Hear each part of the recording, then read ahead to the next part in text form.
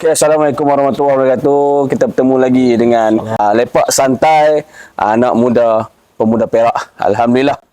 Ini kita berkesempatan lah bersama dengan seorang yang hebat, seorang yang bekerja kuat untuk negeri Perak. Saya kenalkanlah dulu Datuk Seri Samadi bin Mohamad, Menteri Besar Negeri Perak. Alhamdulillah, ini Datuk Seri berkesempatan lah bersama dengan program anak muda. InsyaAllah Datuk Seri, terima kasih daripada kami pemuda UMNO Negeri Perak kerana Datuk Seri bersama dengan kami yang ini. Pertama tu, ada beberapa soalan yang kita nak ajukan pada Datuk. Yang pertama, Tok boleh cerita sikit tentang diri Tok. Gitu, sila Tok. Okey, terima kasih kerana menjemput saya dan memberi ruang kepada saya untuk bersama-sama dengan pergerakan pemuda UMNO Negeri Perak pada petang ini. Baik, saya adalah orang biasa. Saya orang biasa, saya pernah menjadi guru selama ini, iaitu bermula daripada tahun 1982. Saya graduate daripada Universiti Teknologi Malaysia. Dalam bidang fizik dan matematik. Jadi saya mengajar fizik dan matematik bermula di Sekolah Menengah Kebangsaan Sultan Idris Shah II, Great. Salah seorang daripada bekas anak murid saya lah yang berhormat Datuk Seri Dr. Syamsul Anwar Nasarah. Oh, Alhamdulillah. Saya sempat mengajar di tingkatan 4 dan tingkatan 5. Lepas itu saya ditukarkan daripada Great untuk mengajar di Lenggong, iaitu di Sekolah Menengah Kebangsaan Datuk Ahmad Lenggong selama 1 bulan sahaja, dan seterusnya dipindahkan ke Sekolah Menengah Sultan Azlan Shah Lenggong, sekolah yang lebih hampir dengan rumah ibu bapa saya. Jadi saya mengajar di situ sehingga tahun 1990. Kemudian saya dinaikkan pangkat untuk menjadi penolong pegawai pelajaran daerah Hulu Perak. Jadi saya balik ke Great. Saya balik bertugas di Pejabat Pelajaran Daerah Hulu Perak di Great bermula 1991 sehingga tahun 1995. Kemudian saya dipinjamkan ke Jabatan Perdana Menteri sebagai siasat sulit kepada Timbalan Menteri di Jabatan Perdana Menteri. Oh, okey Tok.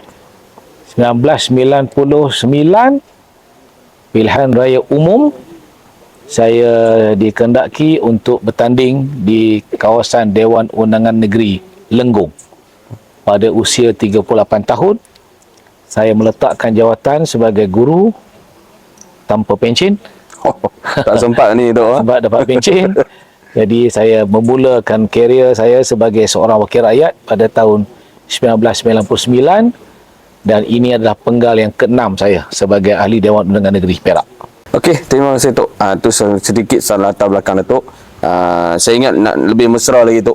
Sebabnya bila Tok cerita tentang pengalaman Tok daripada awal sampai ke ini, dan Tok sebagai guru. Guru ni Tok, bila dia sekali jadi cikgu, bermakna selama-lamanya akan dipanggil cikgu. Jadi saya nak mesra lagi Tok, saya panggil Tok sebagai cikgu lah. Boleh. Yang pertama Tok, yang ni kita semua sedia maklum lah. Macam saya cikgu, saya masuk dalam UMNO ni kerana saya memikirkan apa yang boleh saya bantu anak-anak muda. Dan ruang dan peluang yang saya dapat sebelum-sebelum ni, saya nak patah balik kepada anak muda tu sebagai saya lah. Jadi kenapa Tok Datuk Seri ataupun cikgu masuk UMNO? Okey, dia secara kebetulan memang keluarga saya adalah keluarga UMNO. Arwah ayah saya pernah menjadi ketua UMNO Cawangan. Menjadi ketua kampung. Jadi saya sudah membiasakan diri untuk membelik, membaca minit-minit mesyuarat.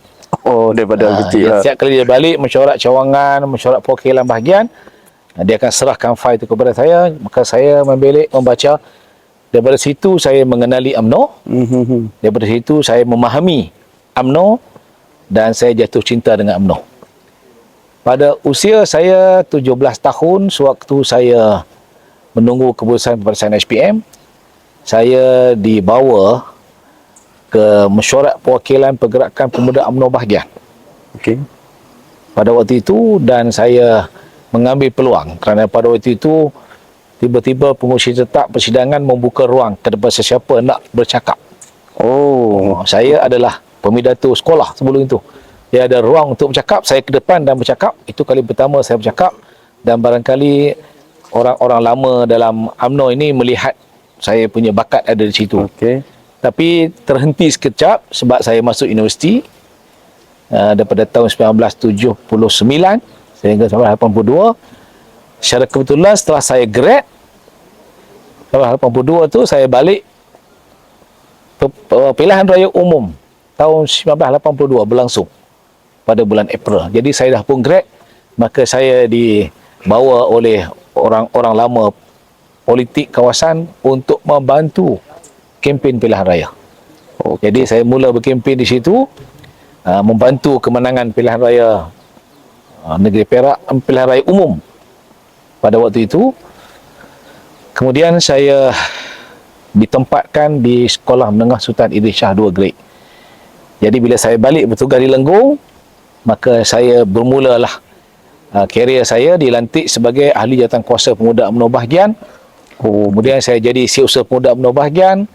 Saya jadi naib ketua pemuda UMNO bahagian. Kemudian saya pergi jauh sikit menjadi jawatankuasa UMNO bahagian, menjadi setiausaha UMNO bahagian, menjadi timbalan ketua UMNO bahagian, baru jadi ketua bahagian. Maksudnya cikgu daripada bawah daripada bawah lah, cikgu masuk politik ni memang daripada bawah lah, sampai orang kata ke peringkat sekarang lah. Jadi di peringkat negeri pun sama. Bila saya jadi ketua UMNO bahagian, masa itu yang berhormat Datuk Seri Tan Sri Tajur Rosli Ghazali, Menteri Besar, saya tidak terus memegang jawatan penting di Perhubungan UMNO Negeri. Saya mula-mula hanya diletakkan sebagai pengurusi Biro Latihan dan Keahlian. Okey, lepas tu zaman Datuk Seri Diraja Dr. Zamri, saya jadi pengurusi Biro Latihan. okey. Kemudian pengurusi Biro Latihan dan Pengkaderan. Kemudian saya jadi Ketua Penerangan Perhubungan UMNO Negeri. Kemudian dilantik menjadi Setiausaha Perhubungan UMNO Negeri. Lepas itu Datuk Seri Najib lantik saya menjadi timbalan pengurusi Perhubungan UMNO Negeri. Alhamdulillah. Kemudian baru saya sampai kepada jawatan pengurusi perhubungan yang membawakan saya menjadi Menteri Besar Negeri Perak. Okey, cikgu. Okey, cikgu. Maksudnya daripada awal sampai ke hari ini, dan juga setiap pemimpin ni memang pelbagai dia punya cabaran lah. Sedikit pengalaman tu dan juga cabaran cikgu dalam mentadbir ataupun dalam politik sampai ke hari ini. Politik ini ialah satu seni pengurusan manusia. Politik ialah seni pengurusan manusia. Jadi secara kebetulan saya pernah menjadi guru. Dalam classroom saya ada satu classroom barangkali 30 orang pelajar. Jadi biasa saya mengajar 4 classroom, bermakna 120 orang pelajar yang saya ajar. Ya. Jadi pengurusan manusia, kita mengenali manusia berlatar belakang yang berbeza-beza. Ada anak penoreh getah, ada anak nelayan, ada anak kaki tangan kerajaan, ada anak orang miskin, ada anak orang kaya. Kepelbagaian itu mengajar saya untuk mula menguruskan manusia. Okey, jadi menjadi guru dalam tempoh 10 tahun walaupun singkat, tapi ia telah memberi ruang yang banyak kepada saya untuk menguruskan manusia. Manusia ni pelbagai. Yep, betul. Pelbagai, menguruskan manusia. And then lepas itu bila saya menjadi setiausaha sulit kepada Timbalan Menteri, saya sudah mula berhadapan dengan cabaran-cabaran lebih hebat. Berhadapan bukan saja dengan pelajar sekolah, tapi dengan ibu bapa pelajar sekolah, dengan guru-guru. Itu lagi satu peningkatan untuk belajar tentang pengurusan manusia. Jadi cabaran kita ialah bagaimana kita nak memuaskan hati manusia. Walaupun kita tahu bahawa manusia tidak sempurna dan manusia tidak pernah puas hati dengan apa yang dia ada, tetapi sebagai pemimpin kita akan cuba sedaya upaya untuk memuaskan ataupun untuk menyempurnakan, menunaikan kehendak dia. Walaupun ada kala kita berjaya, tapi ada kala kita tidak berjaya atas sebab-sebab yang tak dapat dielakkanlah. Jadi kita punya cabaran ialah macam mana kita nak menguruskan mereka yang tak berjaya untuk kita membantu menunaikan harapan dia. Sebab dia adakan rasa kecewa dan sebagainya. Jadi nak menguruskan orang yang kecewa ini bukanlah mudah. Kena memahami emosi dia, kena memahami latar belakang dia. Jadi walau bagaimanapun, macam saya sebutkan tadi, kita ada pengalaman dengan menjadi guru dan sebagainya. Kita alhamdulillah setakat ini, walaupun begitu besar cabaran dia, saya rasa saya masih mampu untuk menguruskan manusia. Allah. Okay. Okey cikgu, seperti mana ni kan, saya pun begitu jugalah. Mungkin kita rasa kita nak bantu seberapa ramai boleh, tapi kita ada limited daripada segi kos, daripada segi permintaan setiap individu tu. Cikgu, saya nak tanya sikit pada cikgu mengenai apa harapan cikgu kepada anak muda untuk di konteks di negeri Perak lah. Okey. Saya pun pernah muda. Saya pernah muda. Dalam politik saya pernah menjadi ahli jawatan kuasa pemuda bahagian, jadi syekh pemuda bahagian. Saya naik ketua pemuda bahagian, jadi saya memahami perasaan orang muda pada usia muda. Walaupun saya memahami bahawa ragam dunia, environment bagi orang muda sekarang tak sama dengan saya muda dahulu. Ya, betul. Walau apa pun, harapan saya kepada orang muda, kita harus ingat bahawa pertama, kita bersyukur kepada Allah Subhanahu Wa Taala, kita dianugerahkan Tuhan dengan sebuah negara yang aman damai, sebuah negara yang makmur, sebuah negara yang berdaulat, sebuah negara yang merdeka. Ini telah berjaya disempurnakan oleh pemimpin-pemimpin sebelum saya. Almarhum Tengku Abdul Rahman, Tun Razak, Tun Husin On dan sebagainya. Dan alhamdulillah saya ada kesempatan untuk mengambil alih, menyambung perjuangan itu. Sudah tentu selepas ini saya akan serahkan, mewariskan pula negeri ini kepada pemimpin yang lebih muda. Jadi kepada orang muda negeri Perak khususnya lah, yang pertama kita harus ingat bahawa tanggungjawab untuk mengurus dan mentadbir, menjayakan, membangunkan negeri ini adalah tanggungjawab kita, tanggungjawab orang muda Perak. Kita tak boleh panggil orang daripada negeri lain atau panggil orang luar negeri. Jadi kerana itu saya harap orang muda Perak ini mempersiapkan diri untuk mengambil alih tampuk pemerintahan, tampuk kepimpinan, tampuk pentadbiran. Jadi untuk itu orang muda mesti ada ilmu, mesti ada kemahiran, dan sentiasa bersedia untuk terus belajar.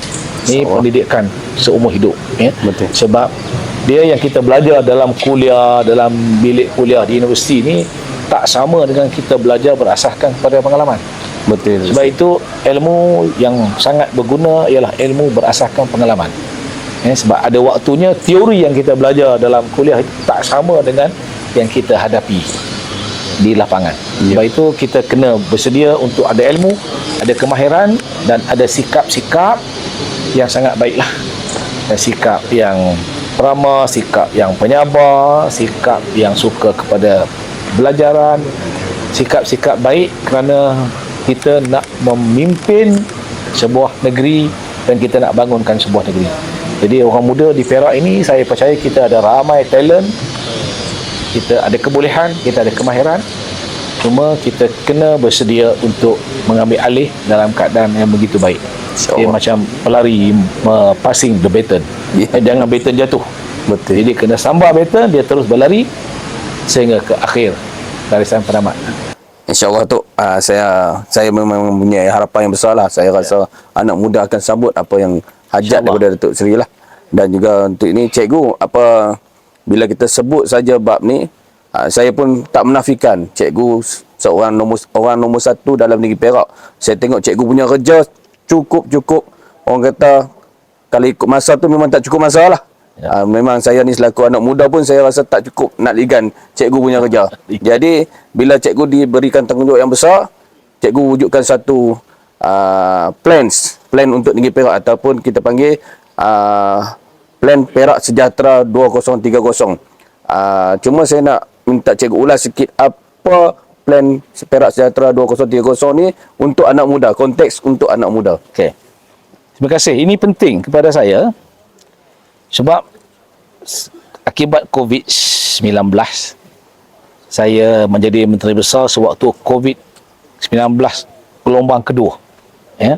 Orang kena berkurung, PKP, PKPD, orang sedang derita dan saya tengok depan mata kepala saya bagaimana rakyat jatuh susah. Dan kita tahu bahawa sekurang-kurangnya 53,000 orang menganggur, kehilangan pekerjaan akibat COVID. 80,000 orang usahawan yang kehilangan pendapatan kerana food court ditutup, kerana pasar malam ditutup, ruang perniagaan ditutup. Jadi saya datang dengan satu keinginan. Saya menjadi Menteri Besar tidak boleh terus menangis untuk melihat kepada kesengsaraan hidup rakyat. Saya mesti berfikir dan mengambil tindakan.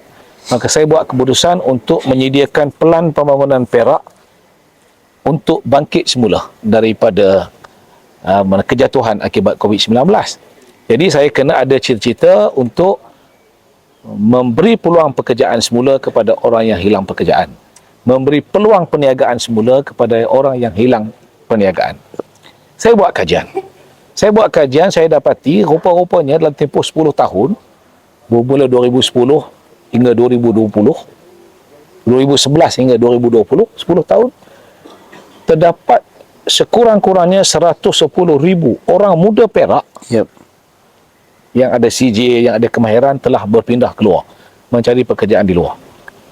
Jadi akhirnya kita kalau biarkan keadaan itu berterusan, maka Perak akan menjadi negeri menua, negeri untuk orang tua. Okay. Dan kita tidak akan dapat membangun. Sebab itu saya telah buat keputusan, saya lancarkan apa yang saya panggil Pelan Perak Sejahtera 2030, iaitu pelan pembangunan semula negeri Perak 7 tahun. 7 tahun. 7 tahun. Ataupun tahun lepas kita buat 2022, 8 tahun. Sekarang tinggal 7 tahun lagi. Di dalam pengisian itu, macam saya sebutkan tadi, saya kena menyediakan pekerjaan untuk orang muda ni. Ya, betul. Orang muda. Jadi saya buat keputusan, selain daripada kita meletakkan food security, keterjaminan makanan sebagai sebahagian salah satu daripada cabang yang nak dicapai dalam Perak Sejahtera 2030, tapi saya kena ambil kira bahawa saya kena sediakan pekerjaan yang lumayan kepada orang muda yang saya katakan dah berpindah. Sebab itu di Tanjung Malim kita telah berjaya membawa masuk pelaburan 40 juta 40 bilion ringgit nak kita bangunkan Proton City di Tanjung Malim. Okey. Kerana Proton telah buat keputusan untuk memindahkan keseluruhan operasinya daripada Shah Alam pergi ke Proton City.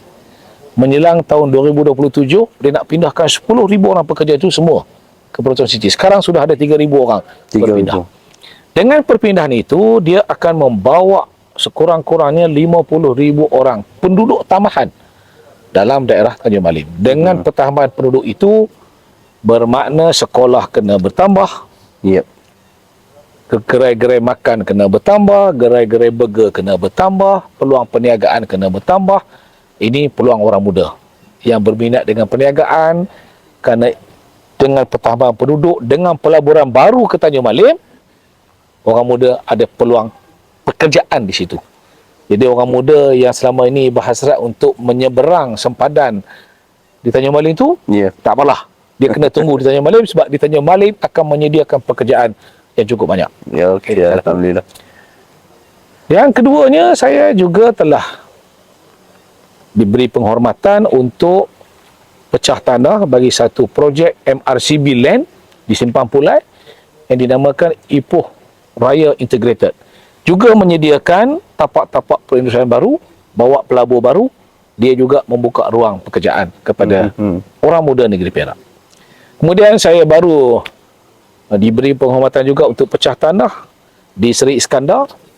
Ada satu syarikat besar dunia, XP Power, datang ke Seri Iskandar, minta saya pecah tanah. Dia sedang bina kilang dia.